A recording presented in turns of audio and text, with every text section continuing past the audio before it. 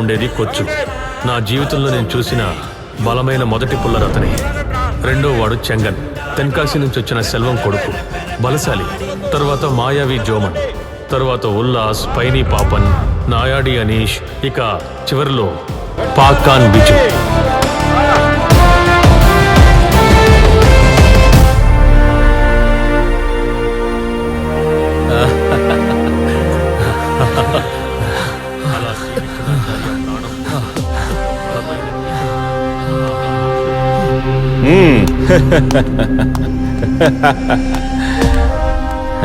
రేయ్, ఇది సాధారణమైన ఆట కాదురా, పెద్ద పోరాటం.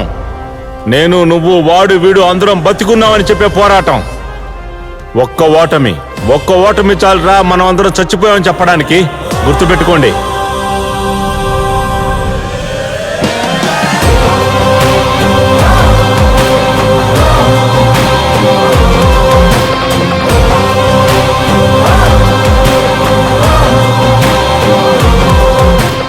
పదిహేను సంవత్సరాల పాటు కేరళలో ఉన్న టీంలన్నీ కూడా ఒక్కసారైనా వాళ్ళని ఓడించాలని వెంటపడి తిరుగుతుండేవాళ్లు. ఒకసారి కొచ్చు తెలియక తప్పు చేశాడు, టీం ఓడిపోయింది.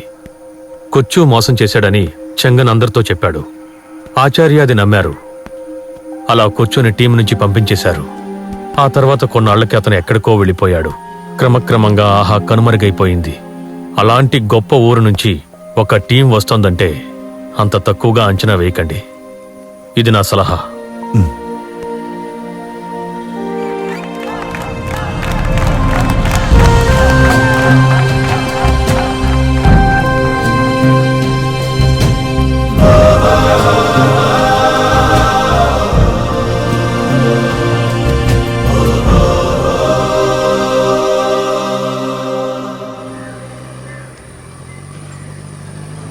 రేయ్, ఆయన ఎక్కడెక్కడ ఉంటారని చెప్పారా?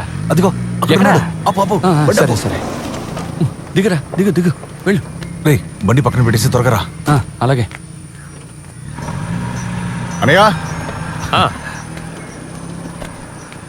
ఎలా ఉన్నారు? అనయ్య, అది మనకి ఇప్పుడు కోచ్గా ఈ పాత ఆహా టీం నుంచి ఎవరైనా వస్తారా? నాకు తెలిసి ఆ టీంకి చెందిన వాళ్ళు ముగ్గురు మాత్రమే ఈ ఊళ్ళో ఉన్నారు. చెంగన్, పైలి, కొచ్చు.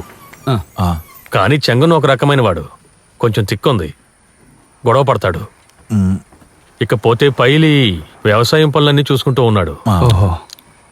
ఇక కొచ్చు గురించి ఆచార్య చాలా బాధపడ్డారు. కానీ ఆయన ఒక నిర్ణయం తీసుకుంటే తిరుగులేదు. మీరు పని చేయండి, ముందుగా వెళ్లి పైలిని కలవండి. తను ఒప్పుకోకపోతే వెళ్లి చెంగన్ని కలవండి. మనిషికి మనసు ఉంటుంది కదా, ఒకవేళ మారినా మారొచ్చు. అన్నా, ఒకవేళ ఇద్దరు రాకపోతే ఉంటారా? కొచ్చు దగ్గరికి వెళ్తే పని అవుతుంది అనిపించట్లేదు. అతని భార్య చనిపోయినప్పటి నుంచి పోటీకే వెళ్ళడం మానేశాడు. చాలా కష్టమే. అతన్ని అడిగి ప్రయోజనం లేదు. రే, నువ్వు ఎక్కువ మాట్లాడి ఏది చెడగొట్టదు. నువ్వు నెత్తిగా మాట్లాడడం ఆపే. నువ్వు నోరు మూసుకో. హలో, ఎవరు లేరా? అక్క, ఇది పైలి అన్న ఇల్లేగా? అవును, మీరెవరు? అన్నున్నారా? లేరే, ఏంటి విషయం? లేరా? ఎక్కడికి వెళ్ళారు? ఆయన మలబార్ వరకు వెళ్లారు.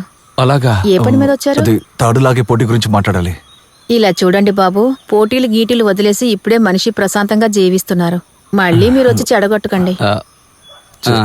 వెళ్ళొస్తాం అక్క. మంచిది, వెళ్ళరండి.